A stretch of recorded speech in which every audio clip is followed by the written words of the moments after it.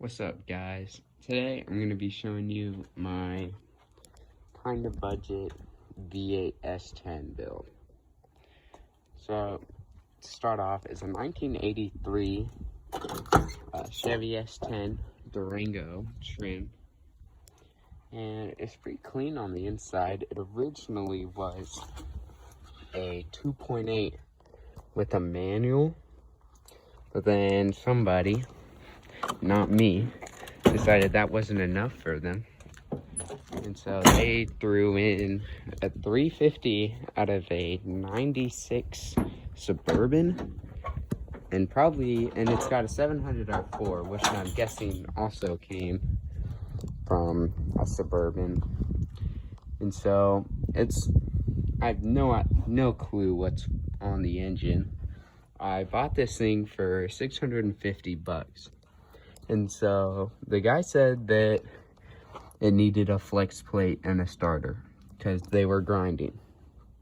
So bought the truck, bought a flex plate, spent 20 hours putting in a flex plate that probably didn't even need to go in because it wasn't even that chewed up. And then the starter just kept grinding because it was like the stock OEM starter for these early Vortec, the LT motors. And then, so it grinded really badly when starting up. Still kind of drove it around like that until one day, done with the grinding noises, we bought a real, mini torque to go in there. Starts up great now, perfect. And that, performance-wise, it's running these Patriot Headers that I've just put in. There's no exhaust under it. That's how newly put in. And I actually had to shave off this shock mount here so that they'd fit. So that's probably not something I'd recommend doing just for structural integrity, but it works. I've got this nice high flow K&N filter with a clear distributor that I think is pretty cool. And feeding this beast is a 1901 Demon carburetor. It's like a 625 CFM. Not only is it cheaper than Edelbrock and Hawley, I think it's really easy to tune, and I really like it. It's got the silver dollar secondaries, kind of like a quadrijet.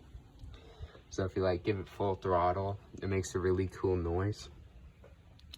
And so moving on, just accessory wise, it's got water pump, power steering, and then this crappy alternator that doesn't really charge, but it works.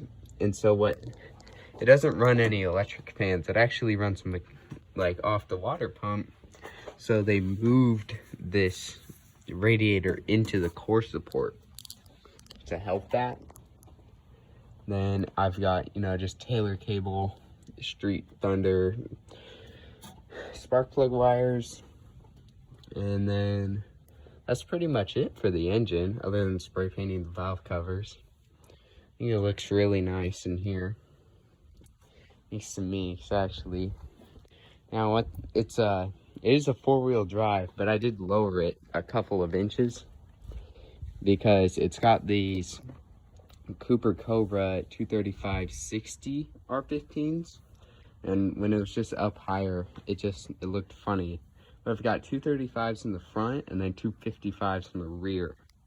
So whoever bought these rims, they didn't really know what offset and back spacing was, I'm guessing, because it's just super weird.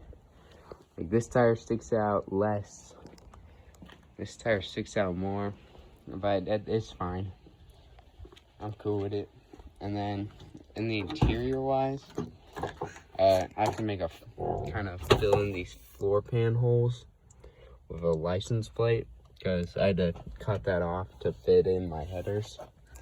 It's got this, for the shifter, it's got this Mr. Gasket cheap 4-speed one. It works, kinda. I got these gauges that I stole from the garage. It's got a nice Kenwood deck. We're running Pioneers in the front for speakers. Then in the back, they're like these Eclipses or something. I don't know.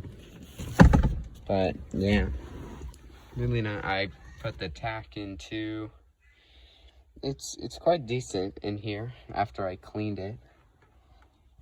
Although the headliner is just, you know, really, really nice. Yeah, it's got a brand new windshield because when I first got it, it was just cracked. Never mind all the crap in the bed. But it's running the regular stock 10 volt with a blown up G80. This is what's left of that G80. That's really nice. Other than that, it's speed yellow. It's super clean. And I think I'm only like $2,600 into it now. Because the carb was $326. These headers were like $160. Air filters probably I think $120 or $150, something like that.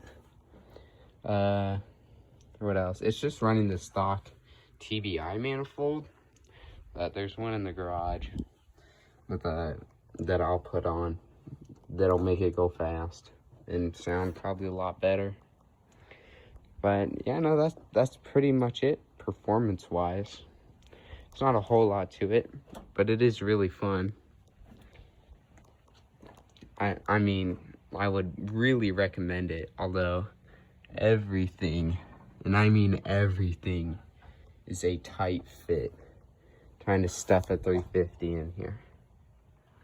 But yeah, no, it's a really clean truck. And just let me know if you want more videos or updates on it. So I guess I'll just fire it up for you. Open headers. You probably won't be able to hear me, but it runs really nice with these headers. I'm thinking we'll do 2 pumps.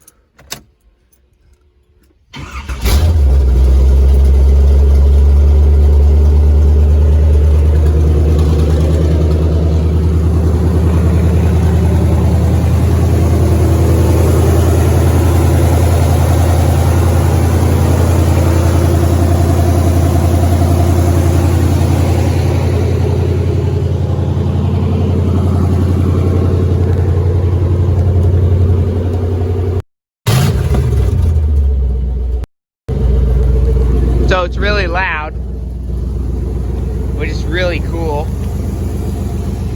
And I don't really, the only exhaust I have is